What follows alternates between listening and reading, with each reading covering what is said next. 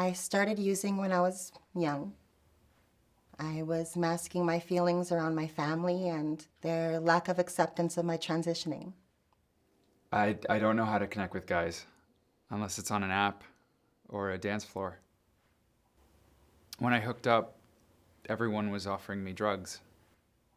It made the sex so amazing and so much easier. Every time I would go to the clubs, drinking just didn't do the trick. I wanted to stay up later. I wanted to party harder. The drugs were everywhere, and all my friends were doing them. I recently had a baby, and being a single mom, working 2 jobs, not being able to get rid of the baby weight was really getting to me. A coworker of mine gave me my first bump of meth, and things suddenly seemed manageable, but only temporarily. My issue with meth started a long time ago. I got hooked a decade ago, and my college girlfriend introduced me to it. It was readily available, and it helped me study all night long. I was feeling this overwhelming pressure from my family to achieve, and at the time, meth was the solution for me. I got sober in my 20s when all of my friends were dying. Sobriety helped me deal with being positive and moving forward with my life. But after a back injury, I started abusing my pain meds, which led me back to alcohol. And then I found meth, which brought me to my knees.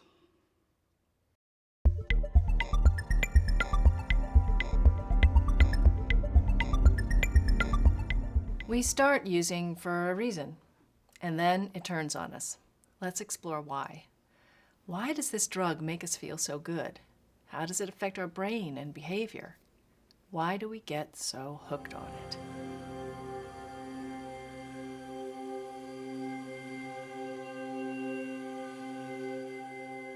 When we experience something we like, a message travels to the reward center of the brain, and we feel pleasure.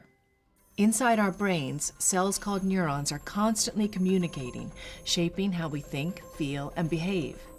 Let's take a look at how these work. Pictured here are 2 neurons. The one on the right sends the message. The one on the left receives it. The tiny space in between them is called a synapse. This is where messages are relayed. Let's take a look at how we normally receive pleasure. The sending neuron contains dopamine. This is the brain's pleasure chemical. When something good happens, this feel-good chemical is released into the synapse where it connects with the receptors. There, dopamine activates the receiving neuron, which in turn conveys the message onto the next neuron, creating a chain reaction that produces pleasure. After the message is sent, dopamine is recycled by transporters to be reused. This process happening over and over gives us the feeling of pleasure. So, simply put, when dopamine connects with the receptors in our brain, we feel good. Let's go around the group and tell me what used to bring you pleasure before you started using meth. I used to love being at a family gathering. Just going out to movies and dinners with my friends. You know, a nice date with a great guy. Mm-hmm. I used to like going to bars and clubs. That was the life of the party. When my husband and I first found out I was pregnant, that was joyous and amazing. Excelling in school. I was really proud of that. So was my family. Being part of my community and making a difference in people's lives. I'm sorry, but none of this stuff comes close to that intense feeling of pleasure that meth gave us. You're right, Pablo. You see, dopamine makes us feel good. But when we're using meth, it unnaturally raises our dopamine levels. It's synthetic, it's toxic, and nothing in our lives will ever come close to the amount of dopamine that meth releases. Take a look at this graph.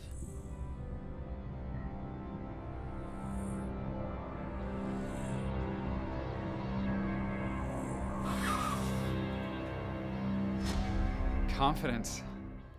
I felt like a sexual animal. I was in control. Everyone loved me. Awake. I was on top of everything. I felt like the best wife and mother. I lost all of my sexual inhibitions. I was getting so much done.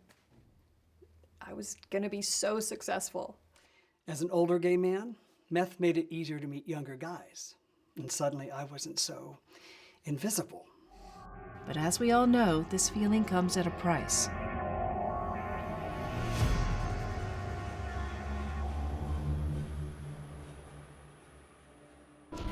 Meth unfortunately stimulates our brain to release all of its dopamine at once. Meth enters the bloodstream and travels to the reward center in the brain. That's where it invades the sending neurons. Meth causes dopamine to unnaturally leak into the neuron, then spill into the synapse. Meth blocks the transporters, which normally recycle that dopamine back into the sending neuron. This keeps the levels abnormally high, overstimulating our brains. Thus, we feel a powerful wave of pleasure, sometimes lasting as long as 8 to 12 hours from one dose. Meth causes dopamine to flood our receptors. Eventually, we exhaust the body's dopamine supply. Our body exhausts and we feel like we're running on empty, and then we crash. Once I crashed, I just wanted to sit in a corner and die. Sometimes I would sleep for days. Actually, it was more like a blackout. I would call anyone, just begging for more. I couldn't get out of bed unless I had more meth the next day. Suddenly nothing else mattered except more. It's like, what homework? What tests? I just didn't care. The loneliness was literally unbearable. I hear this over and over, that suddenly meth takes over, no matter what your situation in life. It hijacks your brain, keeps you up and going for days, and then suddenly you crash like a car hitting a wall. Medically speaking, this is because all the dopamine gets used up, and it takes our bodies nearly 10 days to replenish it.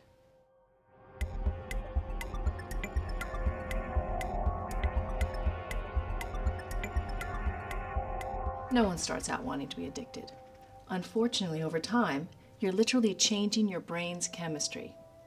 It's an unfortunate and unintended consequence of long-term meth usage. You're right.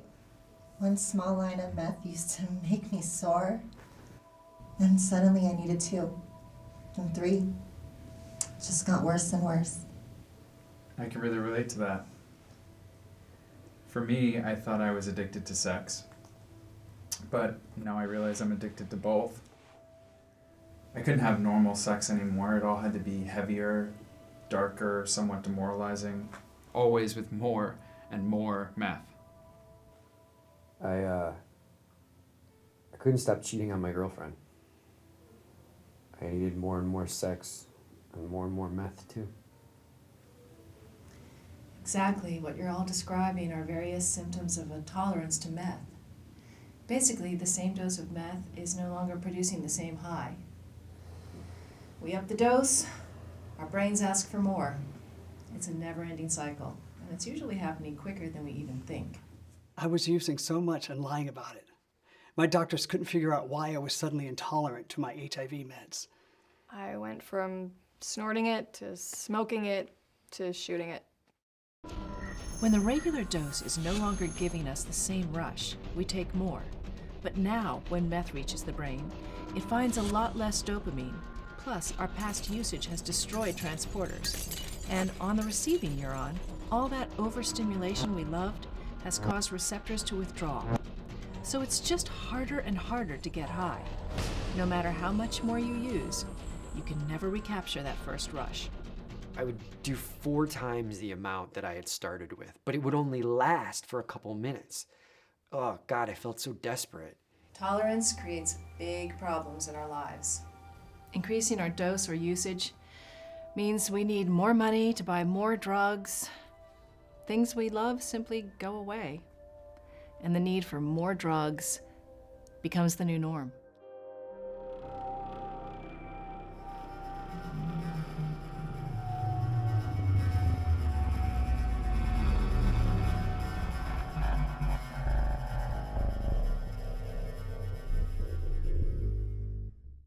I looked through my keyhole for hours and hours.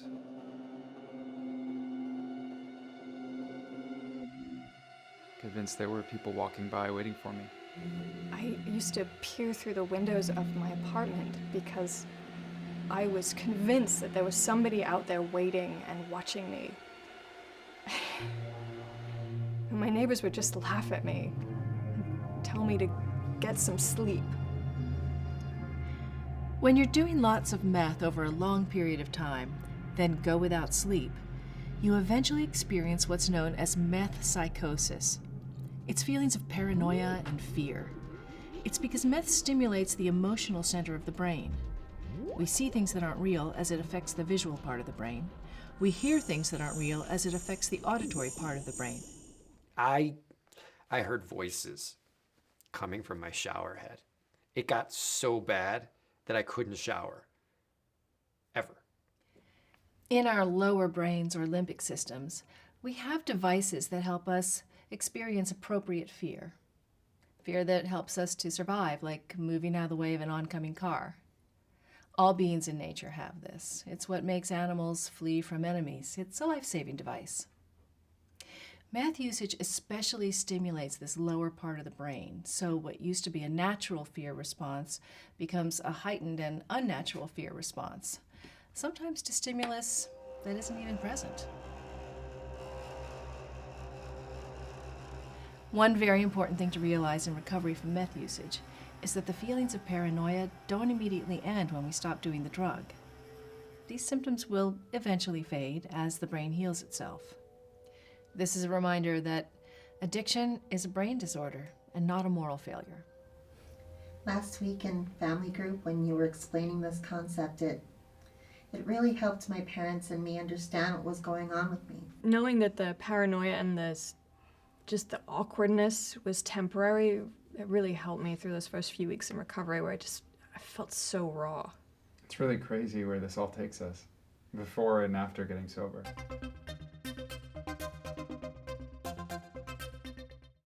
I'd like to talk to you about how this dopamine plays into the disease model of addiction.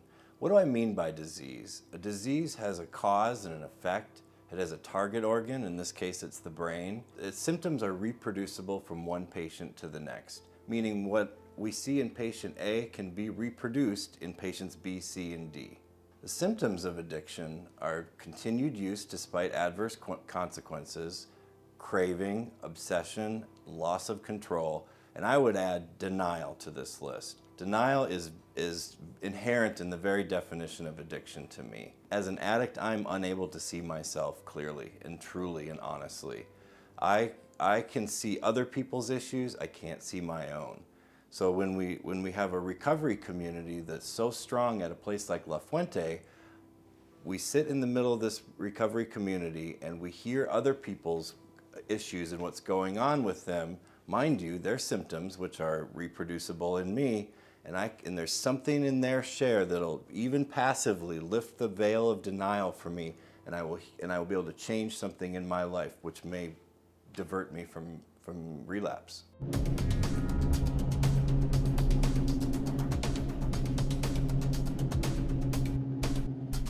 I got so mad over something so simple. It's like I had no control over my emotions at all. What did you do with my phone? Why are you hiding my phone from me, huh? Maybe it's in your car. Oh, maybe it's in my car, Yeah. huh? Yeah? Really? Is that where you left it? For Is that real? where you put it? Come on, Huh? Mike. Huh? No. Meth use overstimulates the emotional centers in the brain. Heightened feelings of fear and anger are produced, which leads us to react with anger, irritability, and aggression. Looking back, it's like I reacted to everything like a child. I would throw temper tantrums whenever anything didn't go my way. What are you doing again? Your ex-boyfriend? No. No? I don't talk to him. Oh, I yeah? told you. Hey. Come on. What did you do with my phone, Please Lisa? don't. What did Please you do with don't. my... What I did you didn't do? I haven't done anything. What did you do with my phone? By the time I asked myself, how did I get here? How is this happening? The cops were at my door.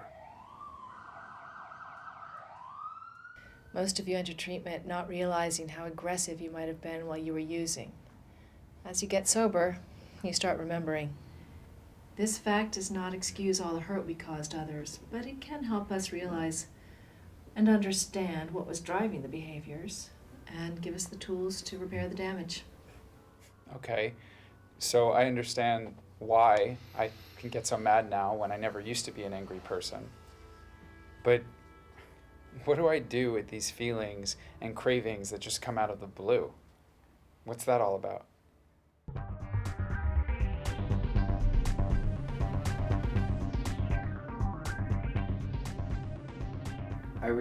I would get so angry. It was almost like something else took over. I don't know where the thought comes from, but with no warning and with no apparent reason, I feel like using. As we've talked about, meth creates a lot of dopamine, which creates that intense pleasure we've been talking about. Our brain actively connects the people, places, and things that create the pleasure during our drug high. I can't go to clubs or bars that I used to go to. If I see the people or I hear the music, it makes me want to get high. I used to think I was unique because I'm gay. But hearing you say you can't go out to nightclubs and bars makes me realize I'm not that different. Let's take a look at triggers. Identifying and understanding them is a key component to recovery. Triggers fall into two categories: external triggers and internal triggers. External triggers are the people, places, and things we associate with using.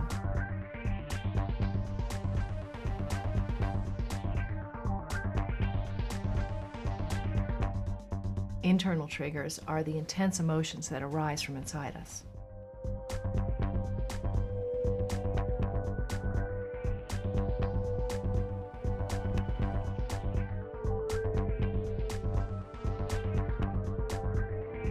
When we come into contact with any of these triggers, our brains release dopamine, which causes us to crave.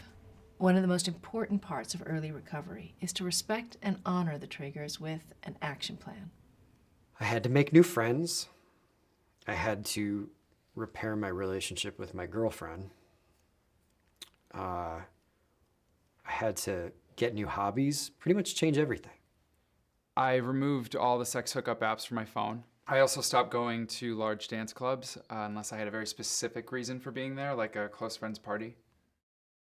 I stopped driving through the neighborhoods where I used to score.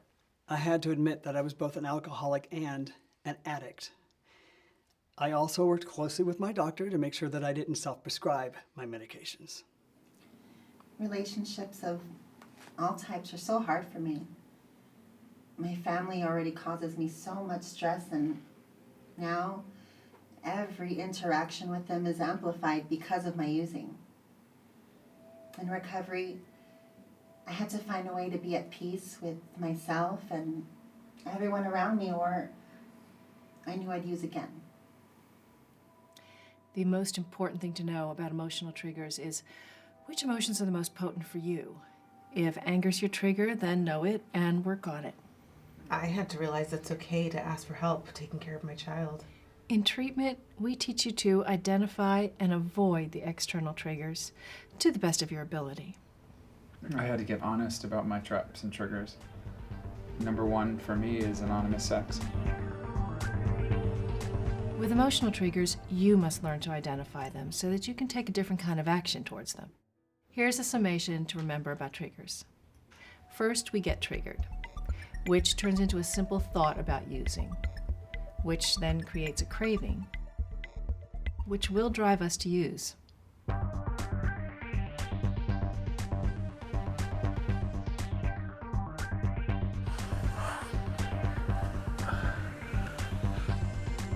In recovery, we have to stop this trigger thought craving process immediately after the thought. In recovery, we learn the tools to successfully accomplish this.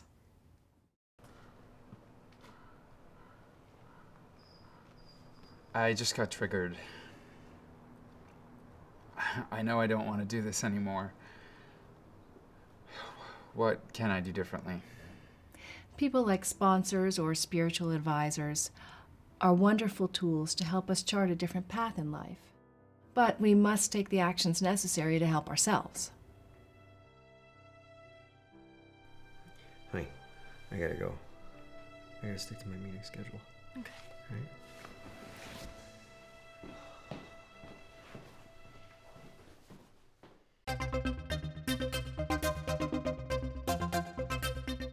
Coming into a group dynamic lowers the shame, pure and simple. That's why 12-step programs work. They lower shame. You come into a group, you're able to share your own stories, you're able to hear it from somebody else and say, oh my gosh, I'm not alone.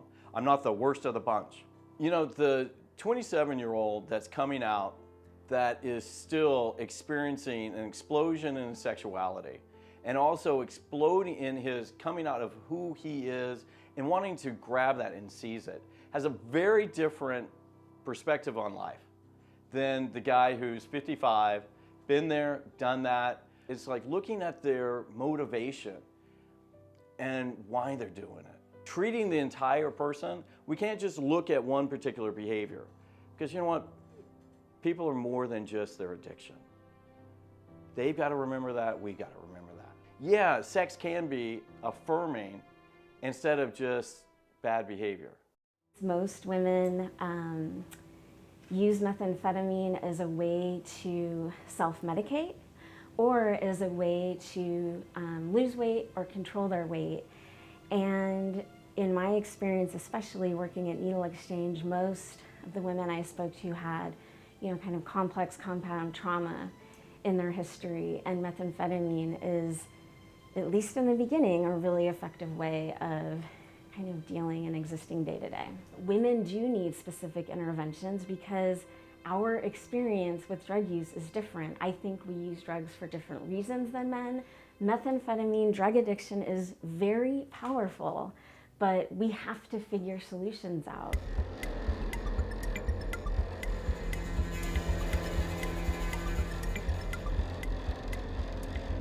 I want to understand cravings better. I used to just think, I'm an addict. I crave it, and I just go get it. But what's driving that thought process? Good question. Let me address that in a real-world scenario. Let's say you're in a store and you see something you want, but it's really expensive. Your upper rational brain will say, you can't really afford that, and you don't really need it anyway.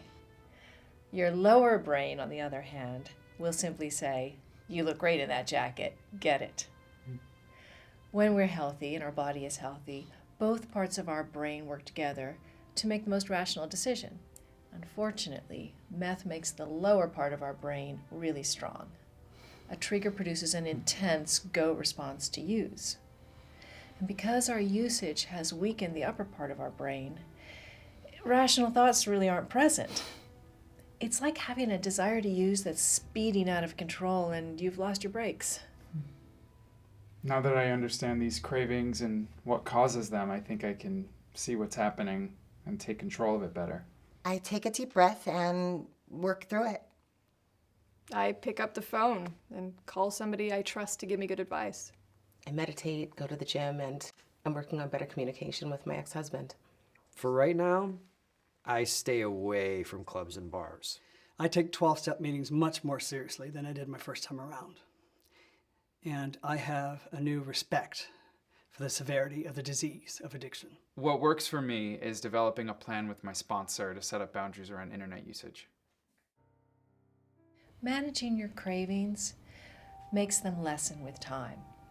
It helps to manage them one craving at a time and one day at a time.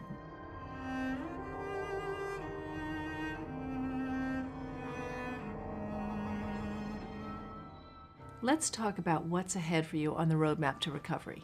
Stage 1 is the withdrawal stage. They told me when I started that it would take about 60 days for the cloud to lift. The cravings didn't leave me at all for 7 to 12 days straight. I was really scared. I didn't want to do anything. Nothing sounded fun. All I wanted to do was sleep. I was off meth. Suddenly I was getting violently sick from my HIV medications.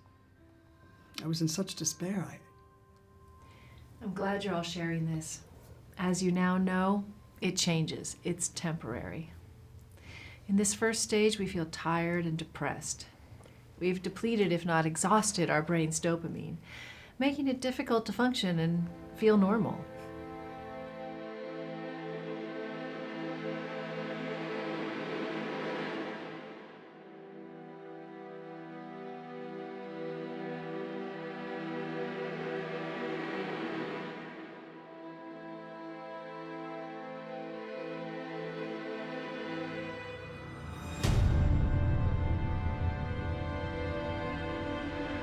There's another stage following this that people refer to as hitting the wall. It's a complete lack of enthusiasm and lack of pleasure with anything.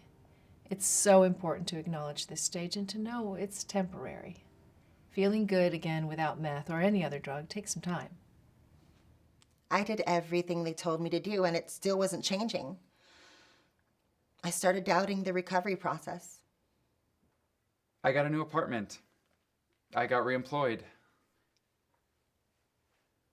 But I was still so depressed. Even though my grades had improved and I was back on a normal schedule, I just felt so directionless at times. I started doubting whether I was really an addict, just like I had doubted my alcoholism 10 years earlier. Activities that used to bring us such joy now disappoint us. Patience will prevail during this stage. The way you feel will get better. The part of the brain that we've damaged takes a lot longer to heal than we think it will. I started wondering if this recovery thing was really for me. These new hobbies were not bringing me the same excitement as getting high was. I definitely felt like I was missing out on something. In early recovery, many of us will have trouble feeling pleasure or satisfaction. It's imperative that we get to the other side of this. And when we do, it shows that our brain is healing. I had to learn to be more patient and trust that things would get better. You know, it was a good 4 or 5 months before I even started to feel happy. It took longer for me than everyone else. Everyone else around me seemed to get it quicker. My friends were all happier a lot faster. The effort it took to build new relationships was overwhelming. I had to remember that old adage of one day at a time. I'd look at my baby and think, what am I doing? I started to question if I was ever going to feel normal again. And one night I gave up. I used again.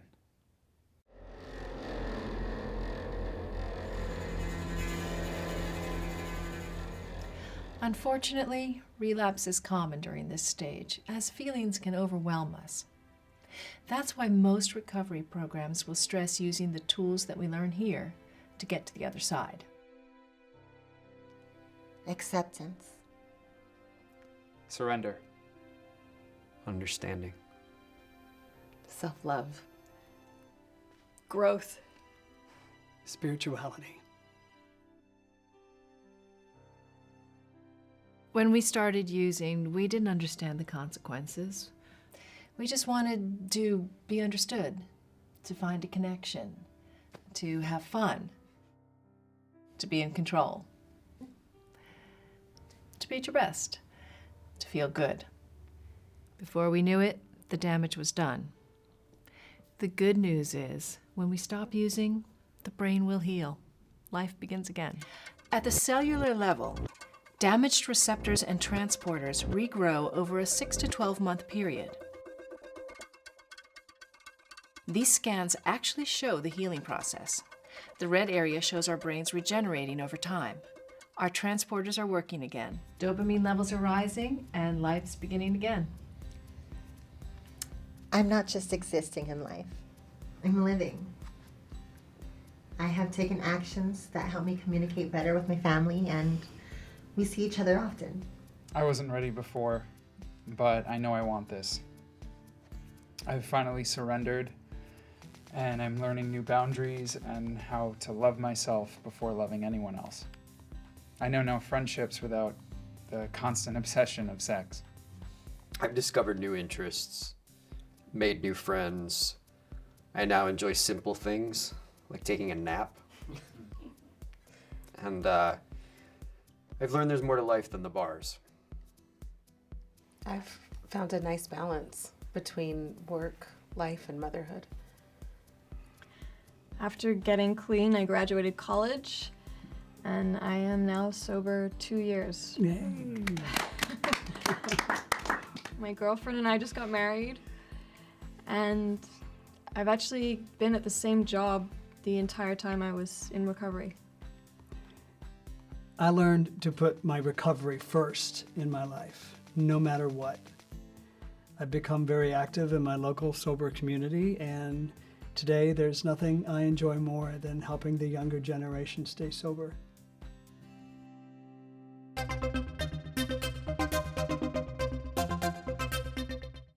Methamphetamine addiction continues to be a big problem in our community. I think the most important thing that I want people to take away from this video is hope. I think that when you're addicted, you don't have any hope if you're the addict, if you're a family member, or just someone who loves someone who's struggling with addiction. And so it was important to provide the scientific information so that we can better understand what someone who has addiction is really going through physically. And with that, we can have more compassion and allow these people to come from out of the dark and into the light and say, hey, I need help, whether that's the addict, someone who loves the addict, or a family who is also the person who loves the addict but just doesn't understand. I hope we've accomplished that.